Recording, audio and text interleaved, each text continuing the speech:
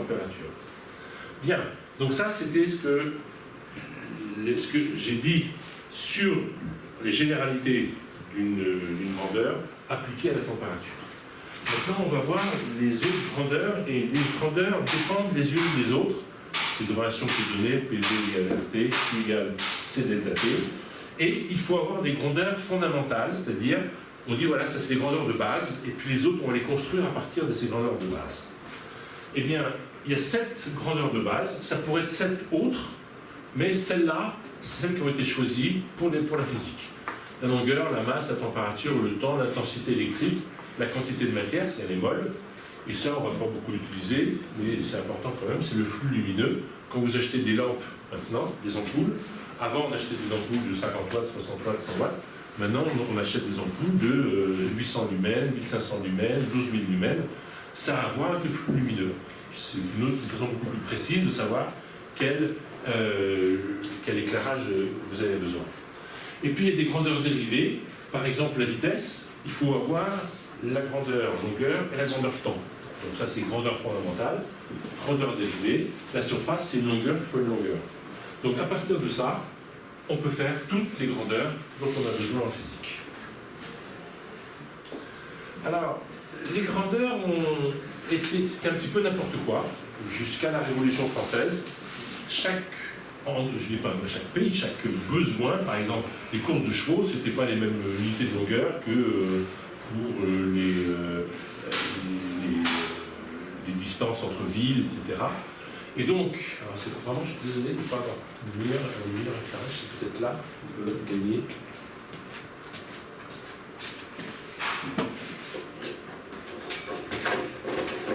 Est-ce que ça gagne quand je fais ça ou pas? Oui. Si vous voulez gagner plus, vous avez une affaire là. Par exemple, alors à la Révolution, on a tout balancé, aussi bien le roi que les grandeurs. Voilà. Donc, le litre a remplacé la pinte. La pinte, c'est ce qu'on servait. Je te sers ça, ça fait une pinte. Puis la taverne d'à côté, c'était une autre pinte, c'était comme ça. Le gramme, donc alors, le litre, oui. En fait, si c'est pas dans l'ordre logique, l'ordre premier, c'est le mètre. Le mètre, on avait avant, on avait l'eau, on avait toutes sortes de longueurs, bien sûr. Et le mètre, c'était 1/40 millionième du tour de la Terre.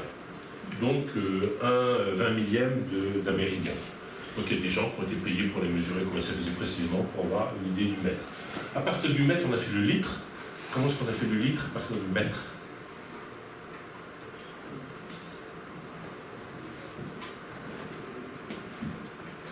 Un litre, oui. Un litre, c'est égal à un décimètre cube. Donc, le mètre permet de définir le mètre cube et une sous-unité de décimètre cube équivaut à 1 litre. Et puis ça, on dit que ça vaut 1000 grammes, donc ça définit le gramme. Donc, ça a été défini de façon beaucoup plus raisonnée que le litre, la livre, l'aune, la pâte, etc., qui étaient des choses qui étaient habituelles. Donc, l'art, on ne fait plus on utilise beaucoup plus l'art, on utilise encore l'hectare, qui vaut 10 000 m², au lieu de la toise, le franc au lieu de la livre au tournois. Tournois, c'est parce qu'elle était frappée à Tours, en Angers. Le ster, au lieu de la voie de bois, vous voyez, tiens, je te fais une voie de bois, je te l'ai fait pour 300, je ne sais pas quoi, les francs d'époque. Eh bien, là, c'était un ster, c'est 1 mètre sur 1 mètre. Ça fait un ster. Donc, les révolutionnaires, ils ont commencé par définir ça, et c'est toujours, ça a été amélioré, précisé et agrandi, mais c'est toujours d'actualité pour la plupart de ces grandeurs. Alors, ce qu'on appelle un système d'unités, c'est un peu plus que la liste des unités fondamentales. C'est les listes d'unités fondamentales et quelle unité on prend pour chacune. Par exemple, le système actuel, c'est le système MKS, on prend le mètre, les kilogrammes, la seconde, etc. Mais il y a le système CGS, qui était le centimètre, le gramme, la seconde. Vous voyez, donc pour un même lot de grandeur, on peut avoir des systèmes d'unités différents. Donc l'intérêt du système MKS, c'est qu'il est homogène avec tous les champs de la discipline de la physique, et vous avez toujours en activité le système impérial avec la livre, le pouce, etc. Mais nous, physiciens, on va utiliser uniquement le système MKS. Donc, on vient de voir les grandeurs, les unités, et maintenant il y a quelque chose d'un peu plus subtil qui s'appelle la dimension. Donc la dimension d'une grandeur, elle est définie pour la longueur, c'est la dimension L, pour la masse, la dimension M, pour la température θ, pour le temps c'est T, etc. Et à quoi ça sert ça? Ça sert à écrire, si j'ai de la craie, ouais, j'ai de la craie, à vérifier l'homogénéité des formules. Par exemple, la vitesse qui va être égale à une certaine valeur, 0,3 mètres par seconde. La vitesse, c'est égal à une longueur, donc on écrit comme ça, la dimension de la vitesse est égale à la dimension de la longueur divisée par le temps, qui est égale à la dimension de la longueur. La dimension de la longueur, c'est L. Sur temps, c'est-à-dire on écrit L, T-1. Et donc la vitesse est proportionnelle à L, T-1. Si je fais la formule V qui multiplie T, donc la dimension du produit VT, c'est égal à la dimension de V, L, T-1, multiplié par la dimension du temps, qui est T, c'est égal à L. La dimension du produit VT, c'est une dimension, c'est une longueur. Voilà.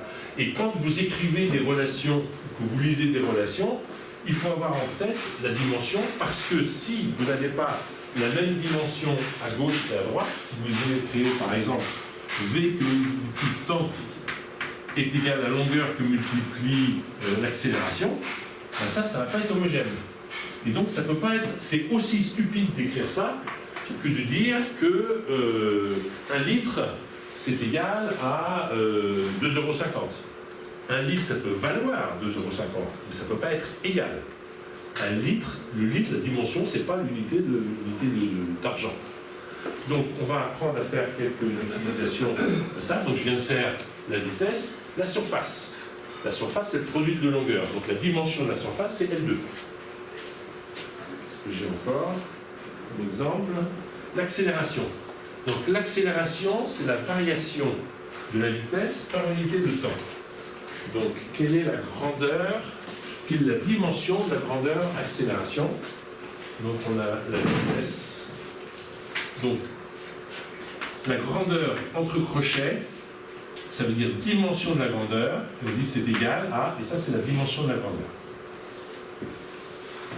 Donc, une variation de vitesse, l'accélération, c'est égal à une variation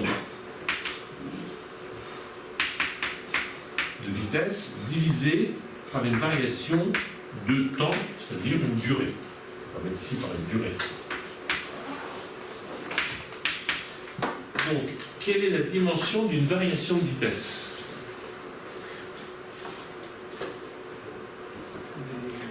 C'est une vitesse.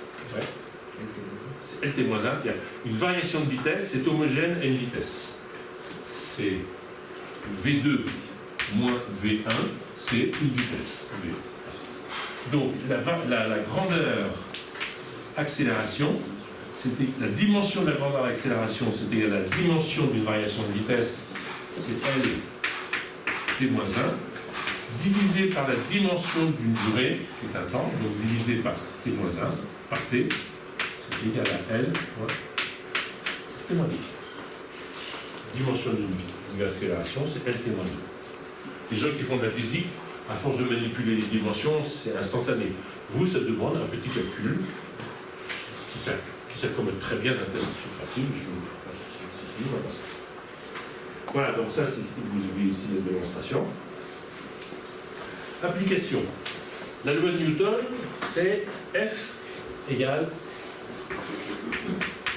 masse fois accélération. Quelle est l'unité de force? Vous connaissez l'unité de la force? C'est G. C'est G. Non, G c'est une accélération. C'est le Newton. Donc ça c'est Newton. unité n. La masse, c'est une grandeur fondamentale, donc sa grandeur, ça va être donc, la dimension de f, ça va être égal à la dimension de m fois la dimension de a. La dimension de la masse, c'est grand M, c'est une grandeur fondamentale avec une seule symbole, que multiplie L T-2, donc la dimension du Newton à la dimension de M, L, T-2. Il n'y a rien d'autre à faire de plus que ça. Il faut être capable de jongler.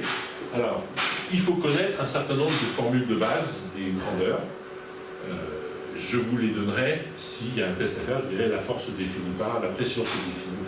La pression, quelle est la définition de la pression? Si vous ne le savez pas, ce n'est pas l'objectif de vos études. Donc je vous dirais, la pression, c'est, donc ça c'est la dimension de la force. La pression, c'est une force divisée par une surface. Quelle est la dimension de la pression? Allez-y.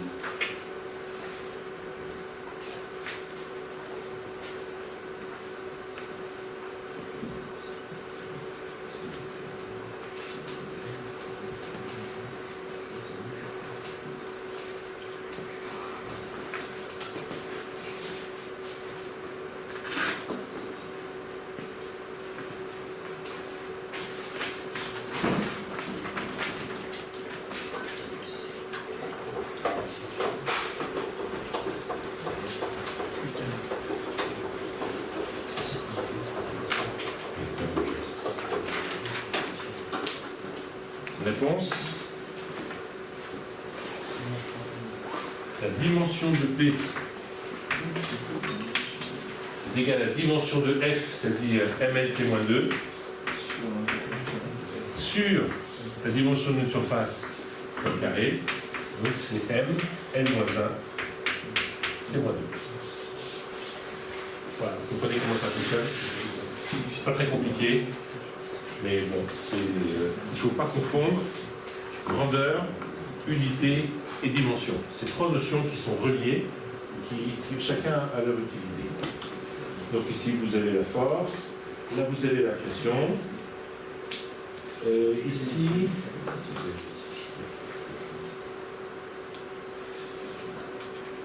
trouvez-moi la dimension de l'énergie, en utilisant la définition de l'énergie cinétique.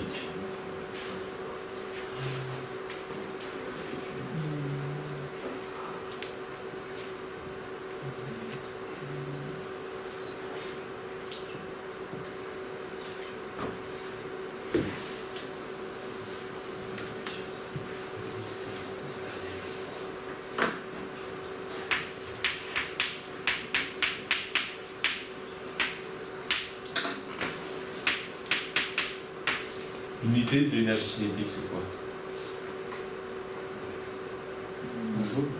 Joule, c'est la même que chaleur. Chaleur, travail, énergie sont des notions qui sont de la même grandeur. C'est pas la même chose, mais c'est la même grandeur. Donc ça, ce sont des gigajoules. Donc, 1,5, si vous voulez mettre quelle est la dimension de 1,5, ben c'est 1.